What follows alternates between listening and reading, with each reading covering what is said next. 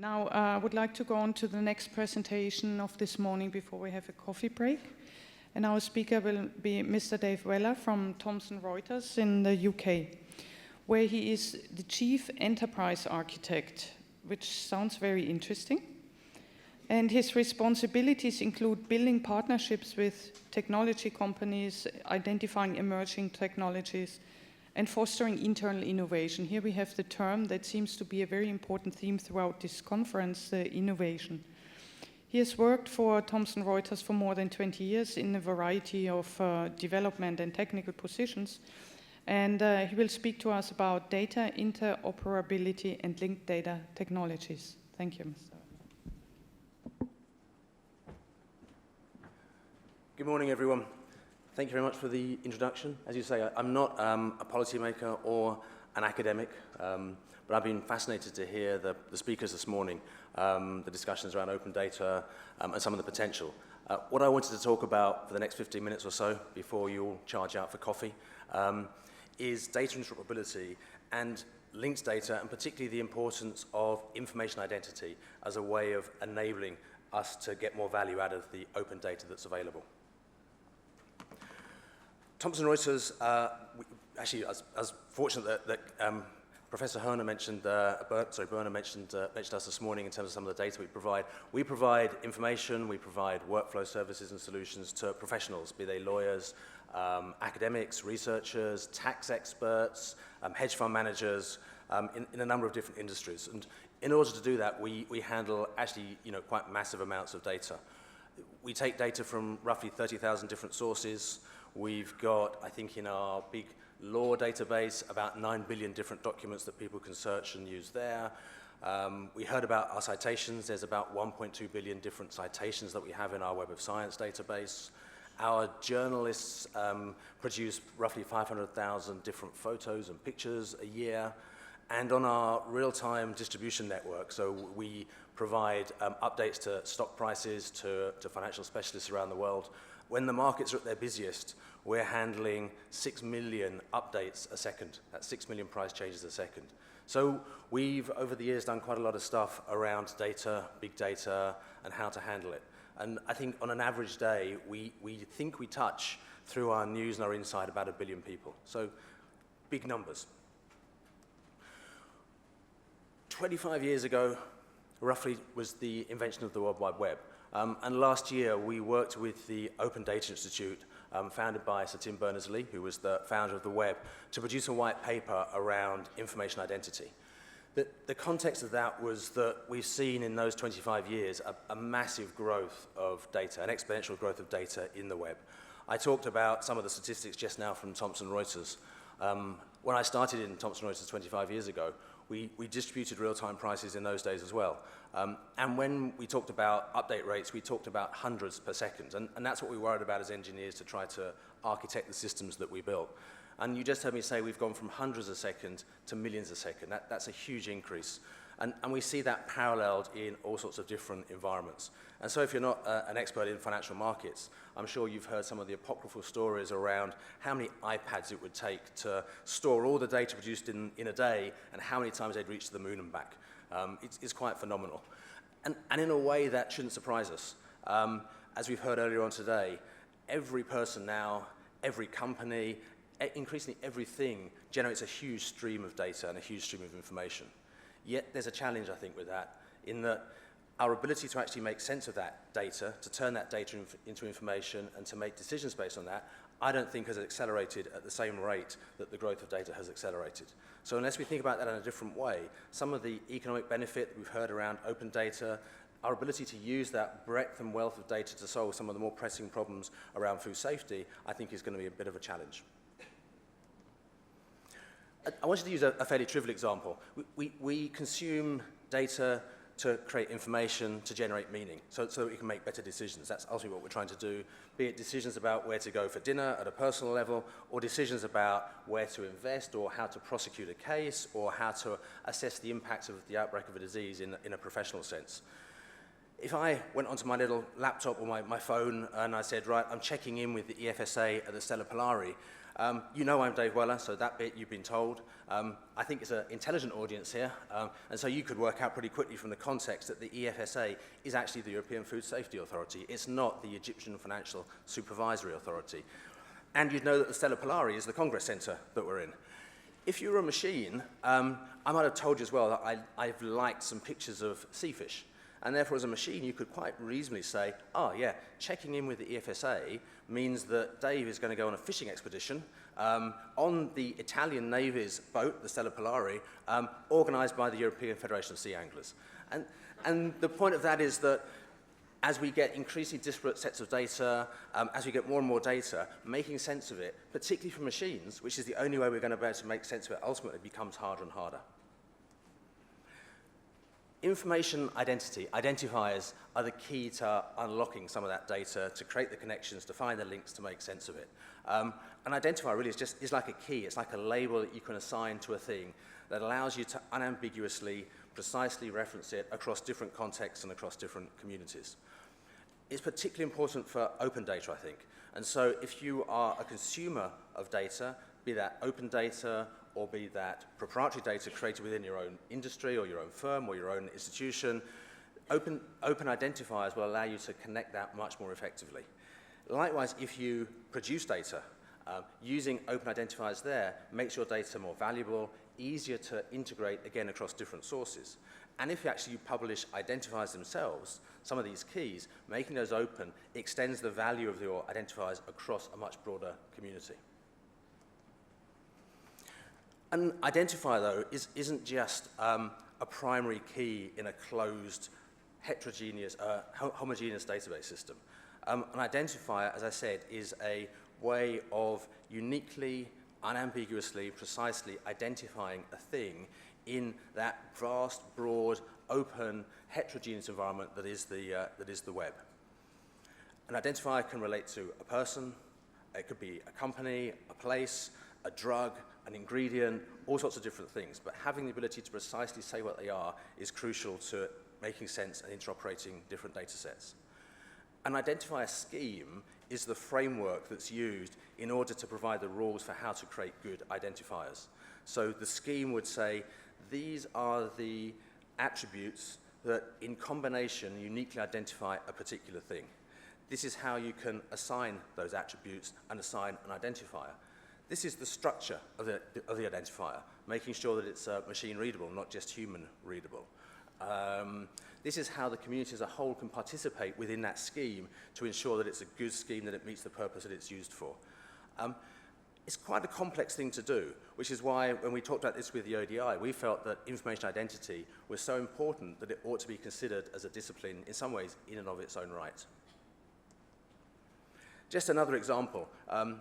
And from talking to somebody earlier, I could have put a chicken wing here rather than a bar of chocolate. And it seems like a trivial question to say, well, what is this? Well, it's a bar of chocolate. Or is it a bar of Cadbury Dairy Milk chocolate or Cadbury Dairy Milk Turkish Delight chocolate? If you're a nutritionist, just knowing the name isn't sufficient. You want to know something about the size, the calorific content, the ingredients that are being used to make it up. Interestingly, the brand name Cadbury is Cadbury, not Cadbury's, though whenever I talk about it, I always talk about Cadbury's Dairy Milk. This bar of chocolate itself, if you're in the US, is made by Hershey. If you're in the UK, it's made by Kraft Food. Is it still the same bar of chocolate? It may well depend on where the manufacturing plant is, how the ingredients are being sourced for that bar of chocolate. So all of a sudden, being able to say something categorical about it, about this bar of chocolate, has to take into account all of those different factors. And I think that highlights some of the significance of having a really, really good identifier scheme behind it so that we can make those statements. Moving on, earlier this year, Thomson Reuters launched what we call Open PERMID. What we've done for many years now is to grapple with some of these problems of information identity, of identifiers, and we've used internally, looking at all the data sets that we manage that I talked about, we've used an identifier scheme that allows us to make those connections, that allows us then to publish some of that information to be used in the ways that we saw with some of the visualizations earlier, or to support our customers' decision-making processes. What we've done with Open PERMID is to make a subset of that openly available for free, under a Creative Commons license as either this web interface here or as an API. And there's three rough functions that the Open PermID service provides. The first is the ability to search. And so I searched for the EFSA on this screenshot. You'll see I've got some values returned, including the Egyptian Financial Services Authority. But EFSA's there, and I've tried to highlight on the screen the PermID that's been returned for EFSA. It's a URI, therefore it is machine readable and can be resolved, and it's basically formed out of a 64-bit number. It's not meant to tell you anything itself, it's what it refers to that's important. And so if you were to click on that URI, you would get a page that shows you details about EFSA, the name, some of the information about the company.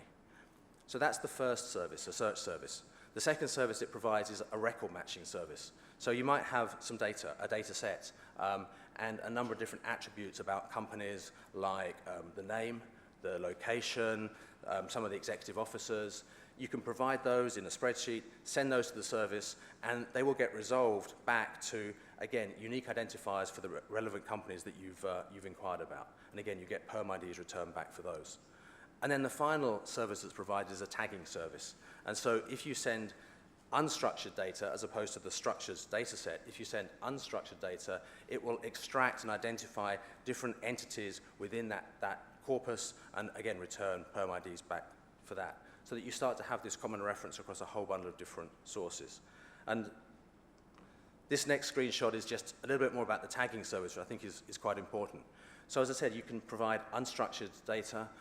That could be a blog post, it could be a research report, it could be any other kind of document, an email.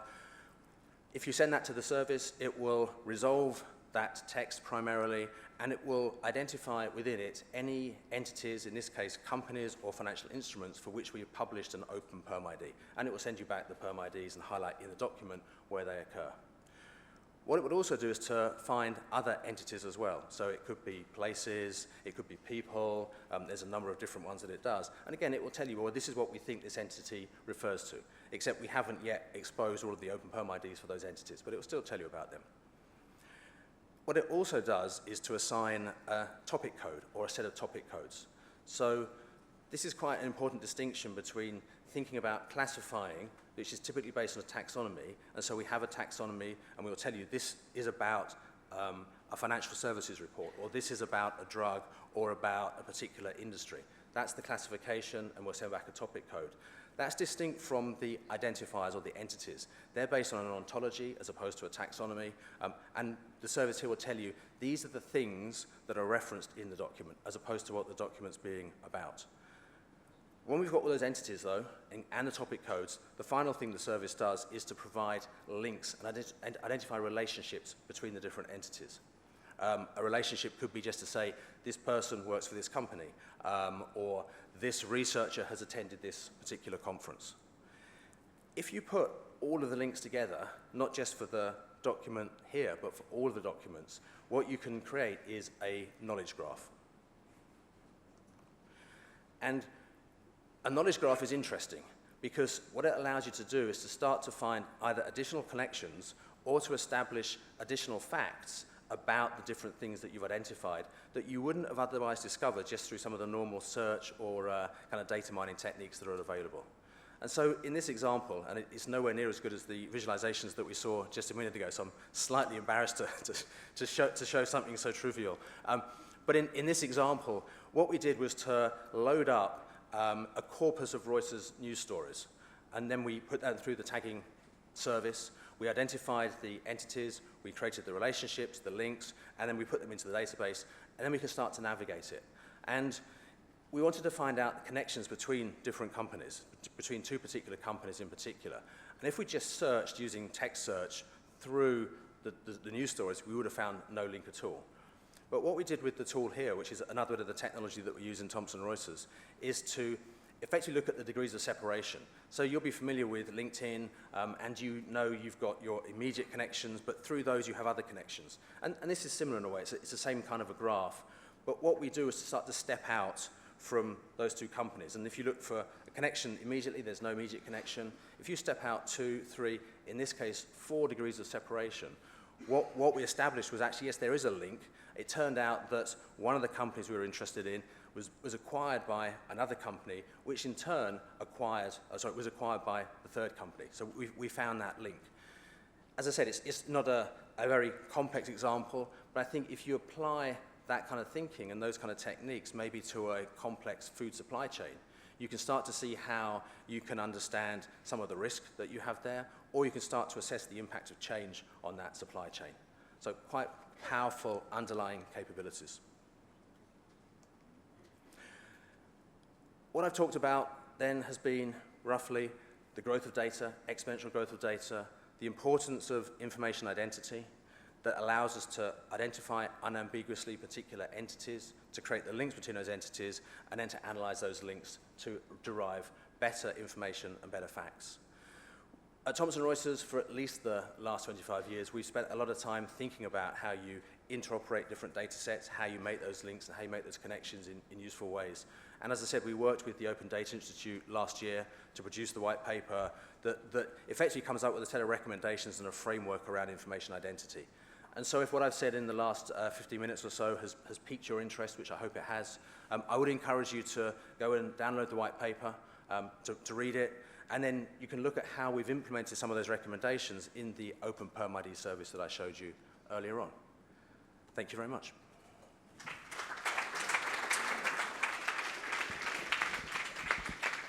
Excellent, thank you very much. So big data in practice and the importance about identifiers. Are there any questions for the speaker? Yes, please. Thank you, Mr. Weller. Very nice talk. Your wordplay on EFSA reminded me that last year I got an application by email for somebody who wanted to join the Israeli Defense Forces. And instead of the IDF, the Dairy Federation, and of course I couldn't help him. But you said somewhere in the beginning that the data race is being lost, more or less, if I interpreted that correctly. Now, I agree with you with regard to us human beings.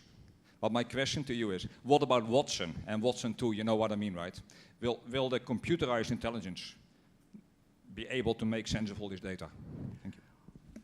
I think it helps. So interestingly, I think we've announced we're working with Watson like many other companies. I think it's very interesting what it's been able to do. I think if you look at technologies like that, you have to still have something underlying that you can build your common references against. If you don't have that, then it becomes very, very hard, even with very sophisticated machine learning techniques and very sophisticated semantic analysis, to be able to say more precisely what some of those facts are that you're trying to establish to support the decision-making processes. I think you do the two combined. So interestingly, sitting behind the service that I talked about is an authority. There's an authoritative database, a master database that says these are all of the things that actually exist. So these are all the instances of different companies or different people. Often we'll use machine learning techniques to help us drive and maintain and build out those authoritative masters, those databases. Yet you still also need some level of curation around that. You need to have the social constructs, the frameworks of how you're going to use and define what different things mean, how you relate to them through different communities as well. And I think they're the things that become quite hard to do, which people are very good at doing, which then in combination do allow you to make much more sense of the information that you've got. Thank you very much. So we always need the combination between machines and people. Hubert. Yeah, just to clarify that our Watson speaker has not arrived yet, but he's certainly on the agenda for tomorrow. But that was not the reason I took the microphone. It was to understand a little bit better your example, because it seems like a classical example of analysis, a web-based analysis of big data. And I was trying to understand what the difference is between what you're doing in Reuters for identity definitions and subsequent analysis versus what is already done today with web-based and web-wide analysis. Thank you.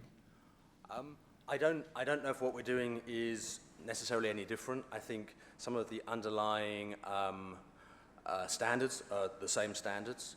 I think how we've built our experience out in terms of what we've done and how we've done it, I think gives us some unique insights which we wanted to share with people, which is why we did the white paper. The technologies that we use are certainly not unique. The graph database space is a fairly active one. We work with a number of different companies to do that. I think what tends to be unique is the way that we apply it. I think what tends to be unique is the way that we've thought about some of the areas that are important, what's important to our customers, and how we structure some of those underlying ontologies. That becomes pretty important, and how you think about the taxonomies as well. But a lot of the underlying approaches are common, and where they're sensible, we want to work much more broadly with what's already been done. And so there's, again, increasing standards and publicly available standard taxonomies or ontologies that are really good that we work with as well. Yes, question. I'm Marion Koopmans from Erasmus Medical Center, and I'm interested in emerging viruses and how we detect those early enough to be able to act in a timely manner. And one of the big difficulties in relation to the food chain has always been map links, patterns of spread of food, because that's trade-sensitive information. Do you see opportunities with the technologies that you're in the arena? I think I'd have to say yes. I don't know a huge amount about the specific area that you're working, but I'd love to talk about it to understand it a bit more. But I do think, yes, using some of the things that I've talked about, and you know, the technologies I've shared are things that we use, but there are other technologies that are good as well that other people can use if they want to. I think using some of those approaches, and that's why I'd come back again to the information identity piece. I think working through and having those really good quality identifiers that allow you to make the links in the first place is what's key. If you can do that, actually it opens up the possibility in terms of either the visualization techniques that you can use that we saw earlier, or working with a Watson or working with something else that will allow you to start to do more detailed and precise analysis, in your case to try to identify or contain some kind of contamination. But I'd love to go through and understand that in a little bit more detail afterwards. Thank you very much. And thank you very much again to all our speakers from this morning.